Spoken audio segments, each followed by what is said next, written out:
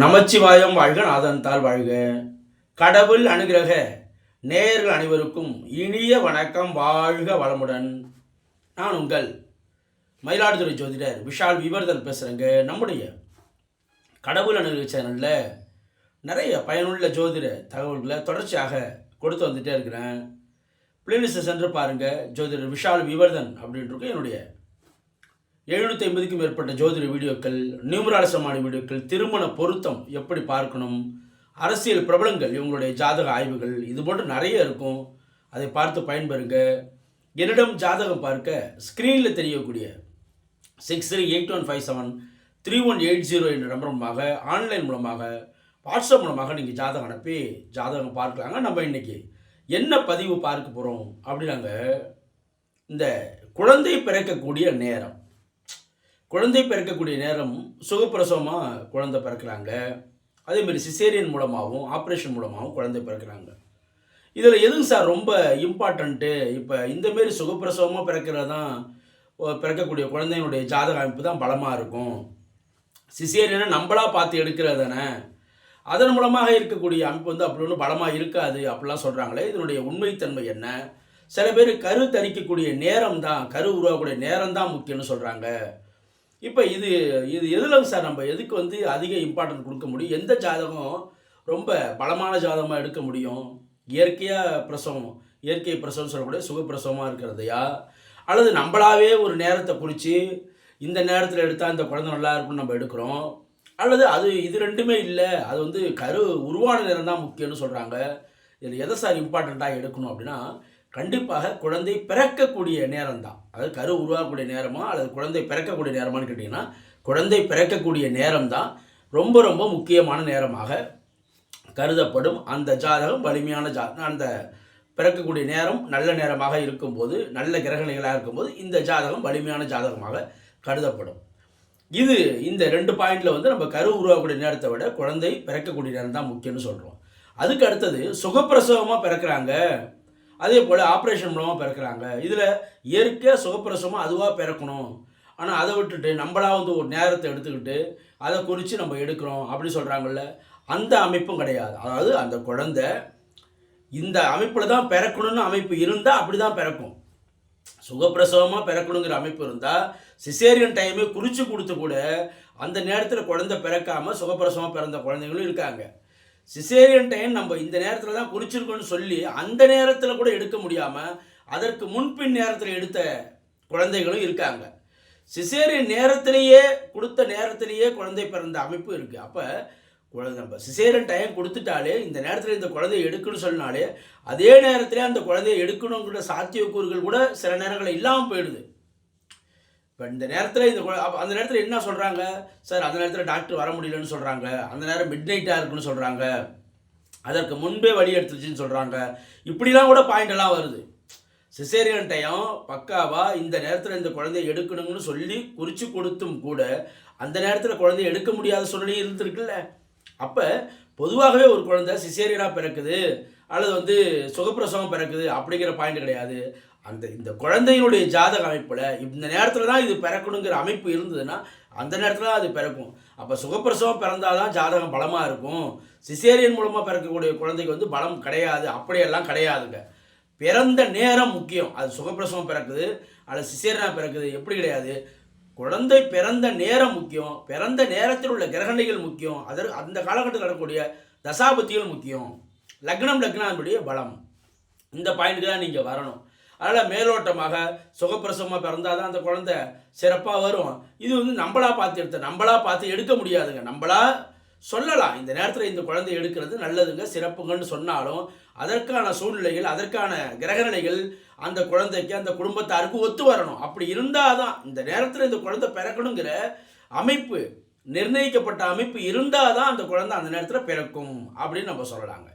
அப்போ இதில் கூட சமீபத்தில் ஒரு 3 நாட்களுக்கு முன்பு திரு ஆதித்ய குருஜி ஐயா அவர்கள் வந்து, என்னுடைய குருநாதர் திரு ஆதித்ய குருஜி ஐயா அவர்கள் கூட ஒரு குழந்தை நல்ல ஒரு கோடீஸ்வர யோகத்தில் பிறக்கணும்னா எந்த நேரத்தில் சார் பிறந்தால் நல்லது அப்படின்னு சொல்லி கேட்டிருந்தாங்க. அதற்கான விளக்கத்தை திரு ஆதித்ய குருஜி ஐயா அவர்கள் வந்து போட்டுட்டாங்க. இந்த தேதியில் இந்த நேரத்தில் இந்த நேரத்துக்குள்ளே இந்த குழந்தை பிறக்கும்போது கண்டிப்பாக இது வந்து சில 1000 கோடிகள், அதாவது லட்சம் கோடியை கூட தொடக்கூடிய அளவில் பெரிய ஒரு கோடீஸ்வராக இந்த குழந்தை பிறக்கும். இந்த நேரத்தில் குழந்தை எடுப்பதற்கான அமைப்பு, அந்த நேரத்தில் பிறக்கக்கூடிய குழந்தைகள் அனைத்துமே அதற்காக சுத்தமாக பொருளாதாரமே இல்லாமல் இருக்க, எந்த ரூபத்திலும் பொருளாதாரத்தில் உயர்வாக தான் இருக்கும் அப்படின்னு திரு ஆதித்ய குருஜி ஐயா அவர்கள் வந்து ஒரு ஜாதக கிரகநிலைகளை காட்டினாங்க. அதாவது 22/11/2025 நவம்பர் 22 நவம்பர் 22ஆம் தேதி அன்னைக்கு ஒரு கிரகநிலைகளை காட்டுறாங்க.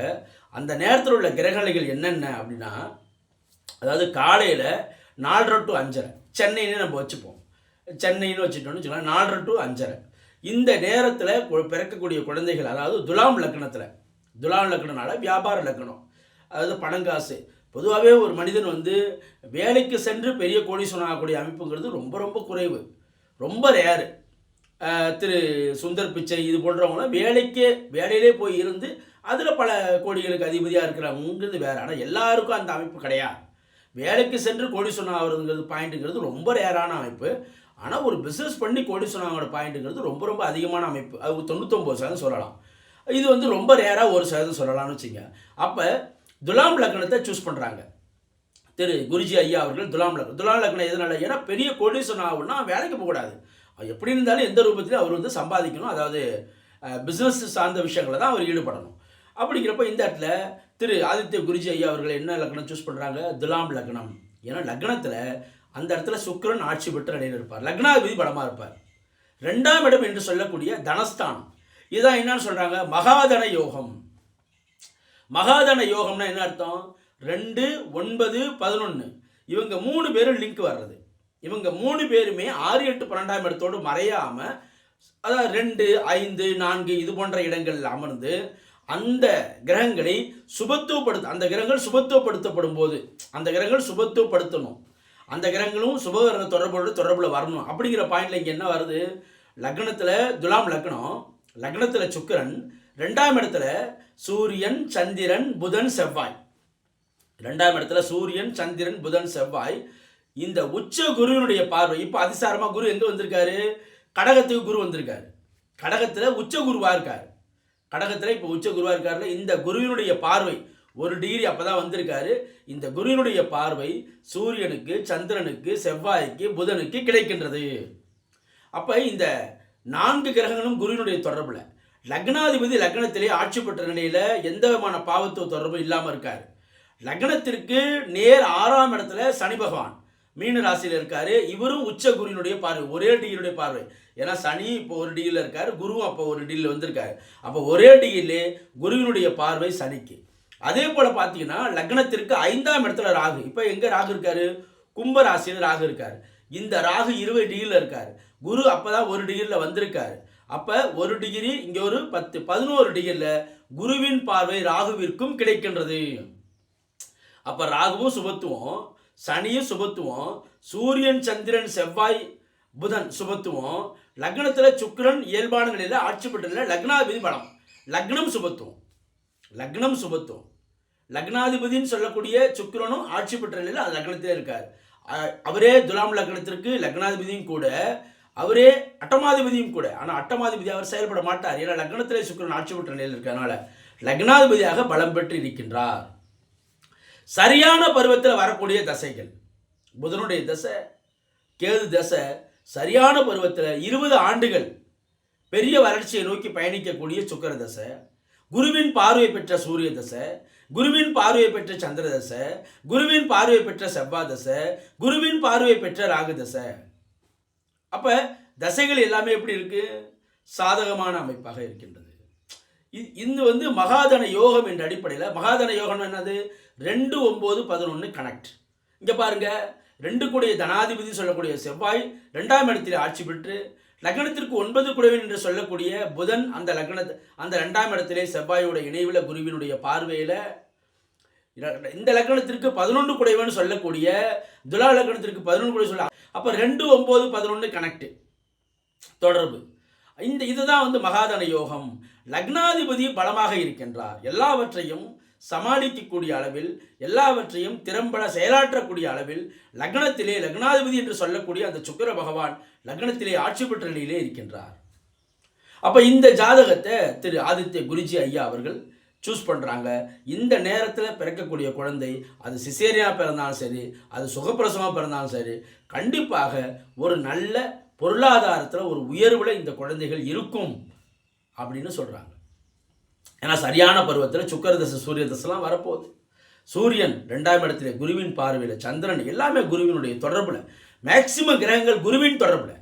லக்னத்தில் சுக்கிரன், லக்னத்தில் சுக்கிரன் சுபத்துவம். மற்ற சூரியன், சந்திரன், செவ்வாய், புதன், சனி பகவான், ராகு பகவான் எல்லாமே குருவின் உச்ச குருவினுடைய தொடர்பில். உச்ச குருவுக்கு அதிகப்படியான ஒளி 23, 24 டிகிரி வரைக்கும் நம்ம வியாபித்து அதனுடைய ஒளியானது இருக்கும் அப்படின்னு நம்ம சொல்லலாங்க. அப்போ இந்த நேரத்தை இதுலேயும் அவங்க என்ன சொல்கிறாங்க, பர்டிகுலராக இந்த 4 to 5 சொன்னாலும் நம்மளுடைய ஆய்வின்படி இதில் ரொம்ப நம்ம நெருக்கமாக எடுக்கிறோம் அப்படின்னா 5:26 ரொம்ப நெருக்கமாக எடுக்கலாம். எதனால்? லக்ன புள்ளியோடு மிக நெருக்கமாக சுக்கிரன் தொடர்பு கொள்வார். ஏன்னா குரு வந்து லக்னத்திற்கு 10ல் தான் இருப்பார். அப்போ நம்ம குருவை கொண்டு வர முடியாது. அதே நேரத்தில் லக்ன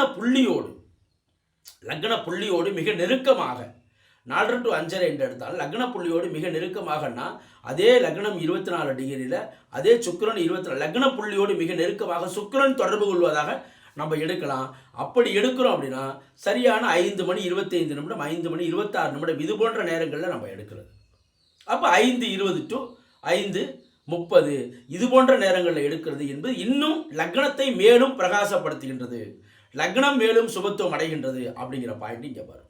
அப்போ சுகப்பிரசவமா அல்லது வந்து சிசேரியன் மூலமாக தான் குழந்தை பிறக்கணும் அப்படியெல்லாம் கிடையாது. குழந்தை பிறக்கக்கூடிய நேரம், குழந்தை பிறந்து அதனுடைய ஜனனகால ஜாதகத்தினுடைய தன்மையை பொறுத்தே அதனுடைய வாழ்க்கை பலனானது இருக்கின்றது அப்படிங்கிறதாங்க பாயிண்ட்டு. அதனால் சுகப்பிரசவம் பிறக்கட்டுங்க அப்படிலாம் கிடையாது. அதே நேரத்தில் சிசேரியனாக நம்ம எடுக்கணும்னு நினச்சாலும் அதற்கான அமைப்பு இருந்தால்தான் எடுக்க முடியும். நம்ம சிசேரியனுக்கு டைம் கொடுக்குறோம், எல்லாரும் அதே நேரத்தில் எடுக்க முடியல. சில பேர் சொல்கிறாங்க, சார் நீங்கள் டைம் கொடுத்தீங்க, நல்லா பக்காவாக நேரமாக கொடுத்தீங்க, ஆனால் அதுக்கு முன்பே வழி எடுத்துச்சுங்க சார், அது ஒன்றும் தவிர்க்க முடியலைங்க சார். பரவாயில்லைங்கம்மா, எல்லாமே கடவுளுடைய செயல் தானே அப்படின்னு சொல்லி, இருந்தாலும் இந்த நேரத்தில் பிறந்த குழந்தையுடைய லக்னம் நல்லாதனமாக இருக்குது அப்படின்னு சொல்லி நம்ம அதுக்கு சொல்கிறோம். அப்போ அந்த நேரத்தில் நம்ம நேரம் குறித்து கொடுத்தாலும் ஏதோ ஒரு சூழ்நிலையாக அதை தடுக்குது, ஏதோ ஒரு சூழ்நிலை அதை எல்லாத்தையும் ஒருங்கிணைக்குது. அப்போ அந்த ஏதோ ஒரு சூழ்நிலை தான் கடவுளுடைய அனுகிரகம் அப்படின்னு நம்ம சொல்லலாங்க. இது போன்ற இன்னும் நிறைய ஜோதிட தகவல்களை தொடர்ச்சியாக நம்முடைய கடவுள் சேனலில் பதிவு செய்வோம். நம்முடைய சேனலை சப்ஸ்கிரைப் பண்ணுங்கள், லைக் பண்ணுங்கள், பிறருக்கு பயன்படுத்தி ஷேர் பண்ணுங்கள். என்னிடம் ஜாதகம் பார்க்க ஸ்க்ரீனில் தெரியக்கூடிய நம்பர் மூலமாக, வாட்ஸ்அப் மூலமாக, ஆன்லைன் மூலமாக ஜாதகம் அனுப்பி ஜாதகம் பார்க்கலாங்க. நன்றி, வணக்கம். வாழ்க வளமுடன், வாழ்க வையகம், வாழ்க பிரபஞ்சம்.